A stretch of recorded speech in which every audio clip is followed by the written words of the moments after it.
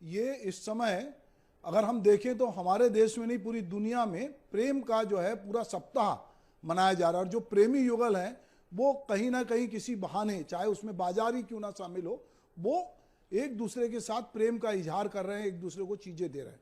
अब हम जब प्रेम की बात कर रहे हैं तो हमको लगता है कि हमारे साथ इस समय जो मौजूद हैं खुशियों के गुप्तचर, हिंदी में आज का युवा जो सबसे ज्यादा जिसको पढ़ रहा है, उन लेखकों में से एक गीत चतुर्वेदी, जिसे हम अब बातचीत करेंगे। सुभाष की बात आज जो है गीत चतुर्वेदी जी से होगी। तो सबसे पहले कि अगर हम प्रेम की बात कर रहे हो, प्रेम का इतना बड़ा कवि हमारे बीच में है, तो क्यों ना हम उनकी कविता से ही ये बातों का सिलसिला शुरू करें। तो हम चाहेंगे कि वो अपनी प्रेम कविताएं हमको पहले सुनाएं। बहुत धन्यवाद आपका सुभाष जी। और प्रेम की कुछ पंक्तियाँ, छोटी कविताएं मैं पढ़ रहा हूँ जी। शीर्षक है चार वचन। चार पंक्तियाँ हैं, ये चार पंक्तियों के तीन हिस्से हैं। प्रेम है और प्रेम के साथ थोड़ा सा समाज और थोड़ी सी समय। जी। खिलाई गई रोटी व दिए गए चुंबन कभी गिने नहीं जाते। क्या बात। खिलाई गई रोटी व दिए गए चुंबन कभी गिने नहीं जाते। पोंछे गए आंसू और चुराई गई नसीहतें बताई नहीं जाती। क्या बात। भीगी हुई आत्मा को धूप में टांग कर सुखाया नहीं जाता। जिया हुआ प्रेम और सुना हुआ संगीत लौट के ज़रूर आते हैं। जिया हुआ प्रेम और सुना गया संगीत लौट के ज़रूर आते हैं। कुछ वादे कभी पूरे नहीं होंगे, ये जान के भी कर दिए जाते हैं। कुछ पतों का कोई ठिकाना नहीं होता, फिर भी उन्हें खोजा जाता है। जैसे पहाड़ी के पीछे मोहब्बत की नदी है और नींद के पीछे सपनों का झरना है। तुम बहेलियों के बुतों पे फूल मत चढ़ाया करो। क्या बात। तुम बहेलियों के बुतों पे फूल मत चढ़ाया करो, इससे चिड़ियों के पंख में दर्द बढ़ता है। माना कि समय बहरा है, किसी की नहीं सुनता, लेकिन वो अंधा नहीं है, देखता सबको है। लेकिन वो अंधा नहीं है, देखता सबको है। तो दोस्तों, जो है वो अंधा नहीं है और देखता सबको है, वो बहरा नहीं है और वो देखता सबको है। तो सवाल ये है कि जो हमारे कवि हैं गीत चतुर्वेदी, उनके पास एक अलग तरह के बिंब है, वो अलग तरह से चीज़ों को, प्रेम को प्रकट करते हैं। तो अभी हाल ही में उनकी एक किताब आई जिसकी बहुत चर्चा है, नई किताब सिम सिम। तो इसके बारे में जरा हमको आप बताइए कि क्या इसमें ऐसा क्या नया है। सिम सिम मेरा उपन्यास है जी। और ये विभाजन 1947 के भारत पाकिस्तान विभाजन के दौरान जी। पाकिस्तान से आए एक सिंधी नौजवान की कहानी है। जी। सिंधी नौजवान, दरअसल जब भी विभाजन की बात होती है तो हम पंजाब के विभाजन की कहानियाँ सुनते हैं, हम बंगाल के विभाजन की कहानियाँ सुनते हैं, लेकिन सिंध की कहानियाँ अक्सर अनसुनी रह जाती हैं, क्योंकि सिंध का कभी विभाजन हुआ ही नहीं। सिंध पूरा का पूरा उस तरफ रह गया जी। लेकिन उसके बाद भी हमारे नेशनल एंथम में सिंध को बाकायदा जगह मिली हुई है। जैसे उसमें सिंध की स्मृति बरकरार है, वैसे ही आया हुआ वो नौजवान सिंध की स्मृति अपने भीतर बरकरार रखता है। तो उसने अपनी मातृभूमि खो दी और उसके साथ अपना पहला प्यार भी खो दिया, जो कि उसका पहली टीन एज किशोरावस्था का प्रेम था। उन्हें खो करके जब वो मुंबई पहुंचा तो यहाँ उसने किस तरह से संघर्ष किए। तो ये एक तरह से पूरे सिंधी समुदाय के संघर्षों का बयान है, क्योंकि जब 1947, 48, 49 में सिंधी यहाँ आए थे तो उनके पास कुछ भी नहीं था और उन्होंने शून्य से अपनी शुरुआत की थी। और आज हम जानते हैं कि समाज में वो एक बहुत ऊंचाई पर हैं। तो वो एक संघर्ष की जो दास्तान है वो सिम सिम में व्यक्त है। और इसके लिखने की दास्तान भी इसलिए रोचक है क्योंकि इसे मैंने 3 बार लिखा। पहली बार 1998 में मैंने इसे एक कविता की तरह लिखा, सिंधु लाइब्रेरी, जिसमें वो नौजवान बूढ़ा हो चुका है और एक लाइब्रेरी चलाता है। वो अपने खोई हुई मातृभूमि और खोए हुए प्रेम को किताबों में ढूंढना चाहता है, क्योंकि उसे एक दरवेश ने कहा था, तुमने जो कुछ खोया है वो तुम्हें किताबों में मिलेगा। क्या बात है। तो 1998 में मैंने उस पर एक कविता लिखी, नाम था सिंधु लाइब्रेरी। मेरे वरिष्ठ कवियों विष्णु खरे, मंगलेश डबराल, इन्होंने इस कविता को बहुत प्रेम दिया। तब मेरी उम्र महज 20 साल थी जी। विष्णु खरे ने मुझसे कहा था कि इस पर तुम एक विस्तृत कहानी लिख सकते हो। तो मैंने 2007 में इस पूरी थीम को एक कहानी में परिवर्तित कर दिया। उससे भी पाठकों का बहुत प्रेम मिला। 2016 में इस कहानी के अंग्रेजी अनुवाद के लिए मेरी अनुवादक अनीता गोपालन को पेन अमेरिका, जो दुनिया की सबसे बड़ी साहित्यिक संस्थाओं में से एक है, पेन अमेरिका ने उसे एक पुरस्कार दिया। तब उसे फिर से पढ़ने का मौका मिला तो ऐसा लगा कि इसमें और अभी बहुत कुछ बाकी है। ये जो कहानी है ये उपन्यास में तब्दील हो सकती है। तो मैंने अगले 4 साल जो है उसे उपन्यास में तब्दील करने में लगाए। तो जो 35 पेज की कहानी, जो 4 पेज की कविता थी, वो 35 पेज की कहानी में तब्दील हुई थी। फिर 35 पेज की कहानी 250 पेज के उपन्यास में तब्दील हो गई थी। तो ये एक ऐसी रचनात्मक यात्रा है जो कविता, कहानी और उपन्यास तीनों को अपने भीतर समाहित करते हुए चलती है। अच्छा, इसमें एक बात है कि ये जैसे हिंदी में लिखी गई उसमें अंग्रेजी में लिखी गई साथ साथ। हाँ, तो ये दोनों भाषाओं में जो रचना प्रक्रिया आपने की, तो इसमें आप किस अनुभव से गुजरे और इसको साधना कैसे संभव हुआ? ये एक बहुत दिलचस्प और बिल्कुल पुनर्नवा अनुभव था मेरे लिए, क्योंकि मैं उसे हिंदी में लिख रहा था और मेरी अनुवादक अनीता गोपालन साथ साथ उसे अंग्रेजी में अनुवाद कर रही थी और हमारे बीच लगातार चर्चा होती रही। दरअसल इस किताब को विस्तृत किया जाए, इस किताब को एक बड़ा जामा पहनाया जाए, इसकी प्रेरणा भी कहीं ना कहीं अनीता गोपालन में ही थी, क्योंकि वो इस किताब में, इस कहानी में बहुत गहरा भरोसा रखे हुए थी। तो शुरुआत में तो मुझे ये लगा था कि ये शायद यहीं पर रुकी रहेगी, लेकिन जब मैंने उसमें जोड़ना शुरू किया, जब उसमें मुख्य चरित्र के व्यक्तित्व के विभिन्न पहलुओं को खंगालना शुरू किया और विभाजन की त्रासदी को पकड़ना शुरू किया, तो एक नई दुनिया पूरी की पूरी खुल गई थी।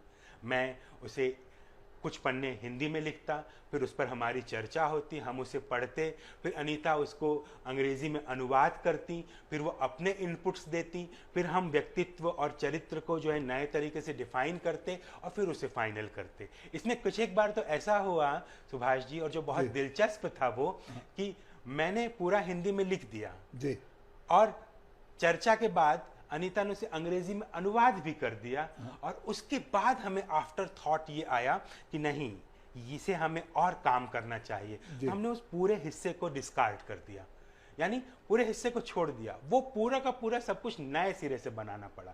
तो रचना प्रक्रिया एक साथ जब 2 भाषाओं में चल रही थी और एक तरह से साझा रचना प्रक्रिया बन गई थी, तो इसमें जो मुझे महसूस हुआ वो ये था कि मेरे अस्तित्व का विस्तार हो रहा है, मेरे अनुभवों का विस्तार हो रहा है। जो एक बहुत बड़े फिलॉसफर थे विटगेन्स्टाइन, वो कहते थे कि हमारे अस्तित्व की सीमा भाषा के हमारे ज्ञान की सीमा जितनी होती है।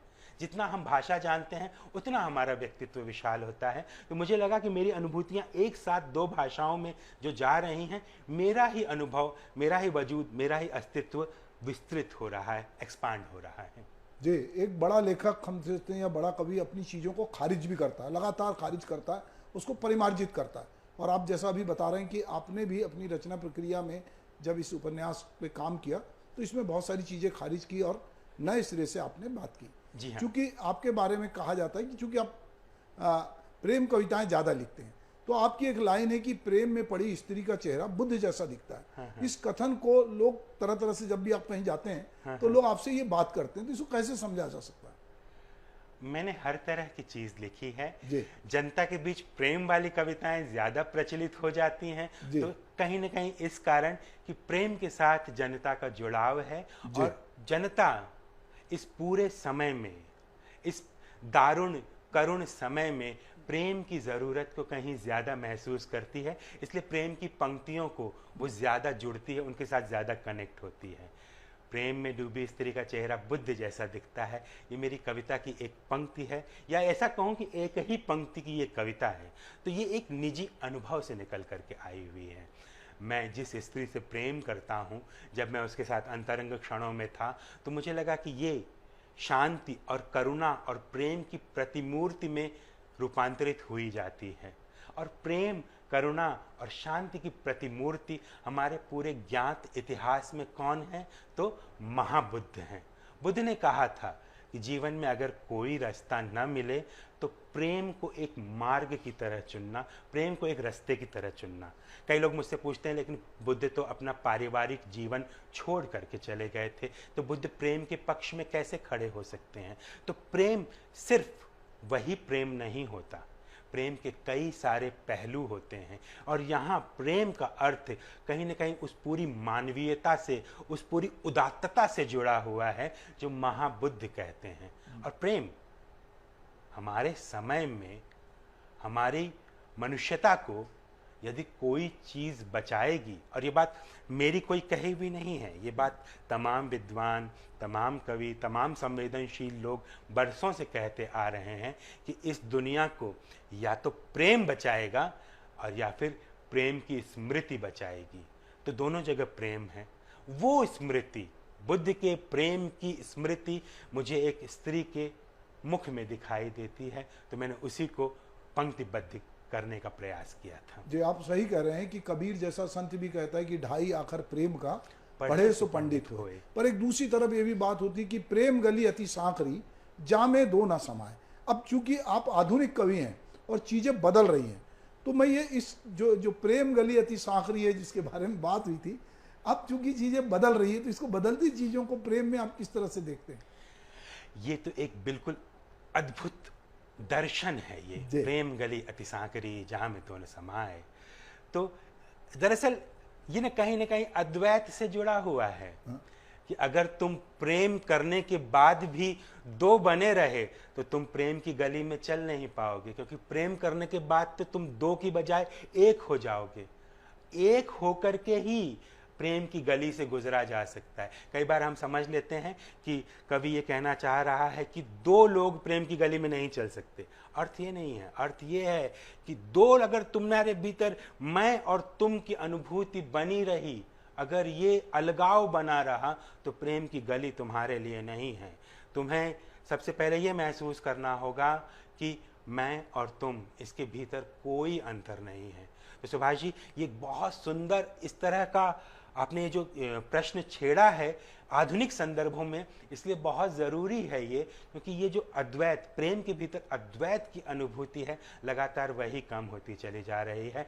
अस्मिता की लड़ाई, खासकर प्रेम की अनुभूतियों में भी अपनी पहचान को बनाए रखने की जो जिद है, वो एक होने से रोक देती है। कई बार हम प्रेम तो करते हैं लेकिन एक दूसरे के भीतर पूरी तरह शामिल नहीं होना चाहते। ये हमारे समय का एक बड़ी एक पीड़ाजनक स्थिति है। मैं तो हमेशा यही कहता हूँ कि अगर तुम प्रेम कर रहे हो तो ये भूल जाओ कि तुम हो या वो है। सिर्फ ये याद रखो कि जब प्रेम कर रहे हो तो वो हम हैं। हम की जो अनुभूति है, साथ की जो अनुभूति है, वही प्रेम में आपको जिंदा रखेगी, वही प्रेम आपको बचा के रखेगी। अमीर खुसरो भी यही बात कहते रहे हैं कि तन मोरा मन पीयू का, दोनों मिल भय एक रंग। तो खुसरो रैन सुहाग की सोहू पीयू के संग, तन मोरा मन पीयू का, दोनों मिल भय एक रंग। तो मुझे लगता है कि जो प्रेम है उसका रंग एक होता है। बिल्कुल, एकाकार करता है प्रेम। बिल्कुल बिल्कुल एकाकार करता है प्रेम, और अद्वैत है। यही तो अद्वैत है कि प्रेम दरअसल एक तत्व है। वो तत्व है जो पानी के भीतर भी है और बर्फ के भीतर भी है। दोनों का रूप अलग है, दोनों का आकार अलग है, लेकिन अंदर से वो दोनों एक ही है। यही प्रेम है। आप जो है अपनी कविताएं लिख रहे हैं, उपन्यास लिख रहे हैं, इसके साथ साथ अनुवाद का काम कर रहे हैं। विश्व के बहुत सारे जो बड़े लेखक हैं या लोग हैं, उनके अनुवाद का आप जब काम करते हैं तो अनुवाद आपको किस तरह से प्रभावित करता है या आप उससे कितना प्रभावित होते हैं? क्योंकि जब अनुवाद करते हैं तो आप उसमें भी इन्वॉल्व होते हैं, क्योंकि अनुवाद भी एक तरह की रचना प्रक्रिया ही है। बिल्कुल, अनुवाद को मैं रचना ही मानता हूँ, और अनुवाद एक तरह से लेखक और कवि का अभ्यास भी होता है। जब हम किसी दूसरे की भाषा, किसी दूसरे की चीज पढ़ रहे होते हैं, उसकी भाषा में पढ़ रहे होते हैं और उसे अपनी भाषा में ढालने की कोशिश कर रहे होते हैं, तब हम क्या कर रहे होते हैं कि उसकी अनुभूतियां और मेरी भाषा, तो ये एक तरह का परकाया प्रवेश का प्रयास होता है। जी। मुझे ये कि अनुवाद जो है मैंने हमेशा अपने शौक के लिए किया, अपने प्रेम के लिए किया, क्योंकि मैं दुनिया की तमाम भाषाओं में कविताएं, कहानियां पढ़ता रहता हूं। और जब कोई अच्छी चीज़ पढ़ता हूं तो मुझे ये लगता है कि ये मेरी भाषा में भी उपलब्ध होना चाहिए, ये मेरी भाषा के पाठकों को भी मिलना चाहिए। तो इस तरह जिन चीज़ों ने, जिन रचनाओं ने मेरी रचनात्मकता का विस्तार किया है, मैं कहीं न कहीं उसे अपनी भाषा के लोगों तक पहुंचाना भी चाहता हूं, क्योंकि यही तो उऋण होना है। जी भाषा से जितना मैंने ऋण लिया है, जी इसी तरह से रचनात्मक तरीके से ही मैं उऋण हो पाऊंगा। जी। तो गीत जी, मैं एक और सवाल है कि प्रेम मनुष्यता का सबसे प्रबल पक्ष है, जी, लेकिन जी। प्रेम को और मनुष्यता के प्रति सरोकार को आप किस व्यवहार और जीत और किस प्रकार से परिभाषित करते हैं? कहूँगा यही, फिर से वही बात कि सृष्टि को, चाहे किसी भी किस्म का समाज हो, किसी भी किस्म का सरोकार हो, मनुष्यता के मूल में अंततः प्रेम है। जी प्रेम संभवतः सबसे बड़ा, और संभवतः भी नहीं, बिल्कुल दृढ़ रूप से मनुष्यता का सबसे बड़ा मूल्य है। तो जब हम मनुष्यता की बात करते हैं तो दरअसल हम प्रेम की बात कर रहे होते हैं। और ये प्रेम सिर्फ स्त्री और पुरुष के बीच का प्रेम नहीं है, बल्कि ये प्रेम मानस के हर धरातल पर चलने वाला प्रेम है। जैसे देखिए, पुराने मिथकों में, पुरानी लोक कथाओं में हमने पढ़ा है कि एक स्त्री को जो है एक पेड़ से प्यार हो जाता है, या एक राजकुमारी को जो है एक मेढक से प्रेम हो जाता है। यानी जीवों के बीच का भी जो प्रेम है जी वो कहीं ना कहीं उनमें दिखाई देता है।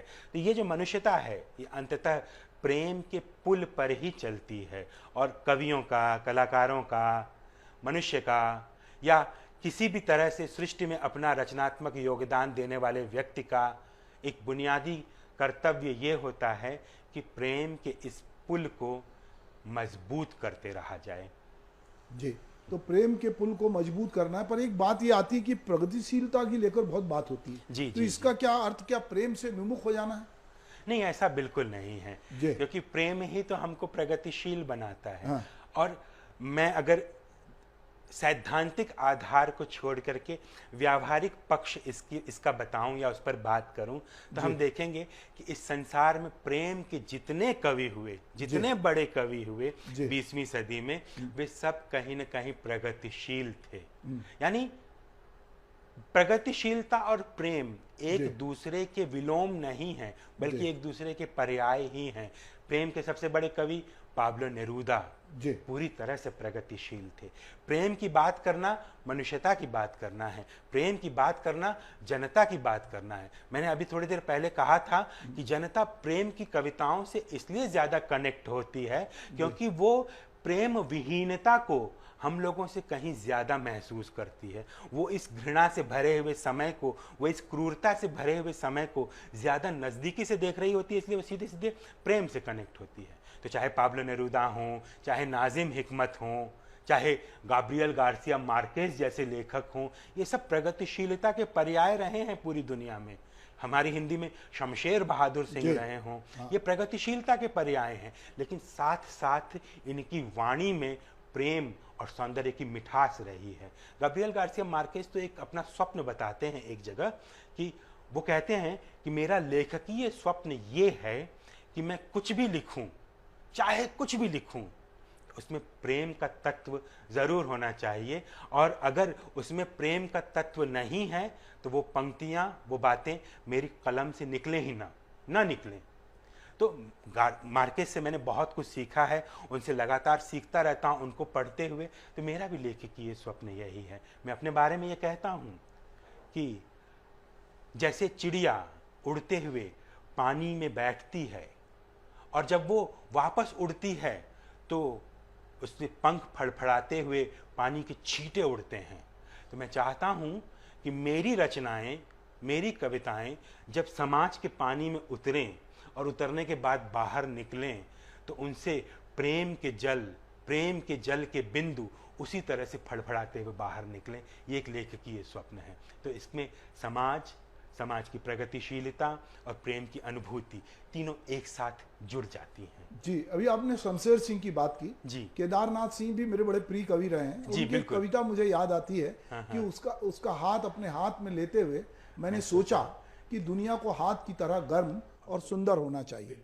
तो मुझे लगता है कि जब हम प्रेम की बात करते हैं तो आपने सही कहा कि हम कहीं ना कहीं प्रगतिशीलता की भी बात करते हैं और हम दोनों को एक साथ देखते हैं। अभी इसमें एक चीज मैं जोड़ना चाहूंगा जी। कि हमारे समाज में अगर हम एक ऑब्जर्वेशन करें तो जितनी ताकतें प्रेम का विरोध करती हैं जी। वे सब कट्टर ताकतें हैं, वो प्रगतिशील ताकतें नहीं हैं। इसलिए प्रगतिशील ताकतों का एक मुख्य कर्तव्य ये बनता है कि वो प्रेम का समर्थन करें, प्रेम के पक्ष में हमेशा खड़े रहा करें, चाहे वो प्रेम की कविता हो, चाहे वो प्रेम का चित्र हो, या चाहे प्रेम का संगीत हो। जी। तो प्रगतिशीलता और प्रेम आपस में सहोदर की तरह चलें। जी, गीत जी, आपके लेखन में स्मृतियों और कल्पनाओं का बड़ा योगदान है। जी जी। और यथार्थ भी है। हाँ। तीनों को आप कैसे जोड़ते हैं? ये एक बहुत सुंदर प्रश्न आपने किया है सुभाष जी, जी। और बहुत धन्यवाद इस प्रश्न के लिए। और मैं इसे एक मेरे अपने जीवन में ये जो है एक सिद्धांत की तरह, एक फिलॉसफी की तरह मैंने डेवलप करने की कोशिश की है। आप अगर अनुमति दें तो मैं एक जी। किताब के माध्यम से इसे बताइए। अभिव्यक्त करना चाहूँगा। मैं ये कहूँ कि जो साहित्य है मेरी नज़र में, या आमतौर पर, वो एक किताब है। जी। साहित्य एक किताब है और इसमें प्रवेश होने के 3 रास्ते हैं। एक हम ऊपर से घुस सकते हैं, एक यहाँ से प्रविष्ट हो सकते हैं, तीसरे यहाँ से प्रविष्ट हो सकते हैं। तो मेरी नज़र में ये जो ऊपर वाला रास्ता है ये है स्वप्न। वाह। साहित्य में हम स्वप्न के माध्यम से घुसते हैं। काफका ने जो मेटामॉर्फोसिस लिखी थी तो एक समय उनको स्वप्न आया था कि वो एक कीड़े में बदल गए। उसके 12 साल बाद उन्होंने उस स्वप्न को कहानी में तब्दील किया। ऐसी अज्ञेय की कई कविताएं उन्हें स्वप्न में दिखी थी, स्वप्न में महसूस हुई थी जेल में रहते हुए। तो साहित्य में हम स्वप्न से प्रवेश करते हैं, साहित्य में हम स्मृति से प्रवेश करते हैं। ये जो रास्ता है, ये बाजू, ये स्मृति का रास्ता है। दुनिया का तमाम साहित्य स्मृति का साहित्य है, चाहे वो दोस्तोयेव्स्की का साहित्य हो, चाहे वेदव्यास का साहित्य हो, चाहे हमारे समय का साहित्य हो।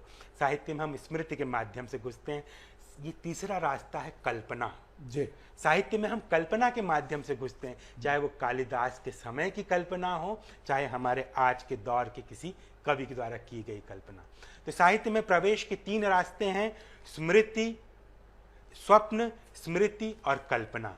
ये चौथा रास्ता, हम कभी भी किसी भी किताब में इस रास्ते से प्रविष्ट नहीं होते हैं, किसी भी साहित्य में इस रास्ते प्रविष्ट नहीं होते हैं।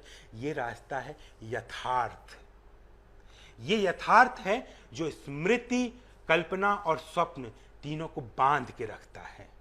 यथार्थ जो है वो न तो स्मृति को भटकने देता है, क्योंकि अगर आप याद करना शुरू करेंगे तो दुनिया की इफरात चीजें याद करने लग जाएंगे। साहित्य, ये जो यथार्थ है, ये कल्पना को भटकने नहीं देता, क्योंकि अगर आप कल्पना करने लग जाएंगे तो उसकी उड़ान असीमित, अपरिमित, असंभव हो जाएगी। तो यथार्थ कल्पना को भी बांध करके रखता है। और स्वप्न, आप हर तरह का स्वप्न नहीं लिख सकते, यथार्थ की बंदिश उस पर होनी चाहिए। तो ये इन तीनों को देखने का मेरा निजी रास्ता है। मैंने अपने जीवन में, अपने साहित्य में यथार्थ, स्मृति, स्वप्न और कल्पना, उनको रूपायित, प्रतिबिंबित करने का यही रास्ता चुना है। मैं कुछ भी लिखूं, स्वप्न लिखूं, कल्पना लिखूं या स्मृति लिखूं, मैं चाहता हूं कि यथार्थ के धरातल पर मेरे पैर हमेशा जमे रहें। मैं कल्पना की उड़ान में उड़ूं तो सही, लेकिन पैर हमेशा जमीन पर टिकाए रखूं। यही मेरे साहित्य का, मेरे उसका मूल मंत्र है। आप जिस किताब को लेके उदाहरण दे रहे थे, उसके कवर पे मुक्तिबोध है। जी, और मुक्तिबोध ने भी कला के 3 क्षणों की बात की है। जी। और वो कहते हैं कि जब कोई रचता है तो वो 3 स्तरों से गुजरता है। लगभग वही तरह की बात आप भी।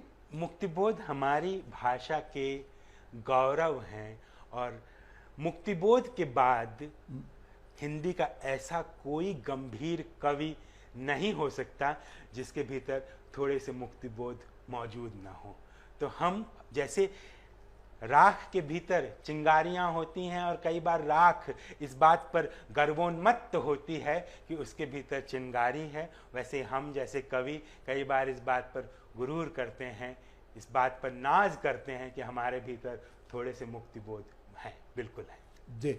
आपके लेखन में दो तत्व साथ साथ चलते हैं जी। प्रेम और मृत्यु। जो आपका उपन्यास है सिमसिम, हाँ, हाँ। उसमें भी यही है। इसके बारे में आप कुछ क्या कहेंगे? मेरे जो लेखन की शुरुआत है सुभाष जी, उसमें मृत्यु की बहुत बड़ी भूमिका है। एक छोटी सी कहानी मैं आपको सुनाता हूँ, मेरे बचपन की है ये। 10-11 साल की उम्र से लिखने में मेरी दिलचस्पी जाग गई थी और मैं लिखने लगा था। 13 साल की उम्र में मेरी पहली कहानी, जो कि बच्चों की कहानी थी, वो छप गई थी। और इन सब के पीछे, लिखने और पढ़ने की इस पूरे उपक्रम के पीछे प्रेरणा थी मेरी बड़ी बहन, मेरी दीदी जी। वो मुझसे 8-9 साल बड़ी थी, लेकिन वो बहुत बीमार रहती थी। 1992-93 का समय था, मुंबई में दंगे चल रहे थे, दिसंबर 1992, जनवरी 1993 में। वो इतनी बीमार हुई थी वो कि हम उनके लिए एम्बुलेंस का इंतज़ाम नहीं कर पाए थे, उनका इलाज समय पर नहीं हो पाया था। तो उन्होंने मेरी आंखों के सामने दम तोड़ा था, उनकी मृत्यु हो गई थी। मैं बहुत प्रेम करता था उनसे और वो भी मुझसे बहुत प्रेम करती थी। उन्हें पता था कि मेरे भीतर एक लेखकीय स्वप्न पलता है। तो मृत्यु से एक दिन पहले उन्होंने मुझे एक पेंसिल दी थी और कहा था कि तुम अपनी कविताएं, अपनी कहानियां इससे लिखना। और वो मेरे लिए जीवन का सबसे बड़ा तोहफा था। और हम जब किसी से प्रेम करते हैं ना, तो हम बिल्कुल यह एहसास नहीं करते हैं कि कल को ये मर जाएगा जी।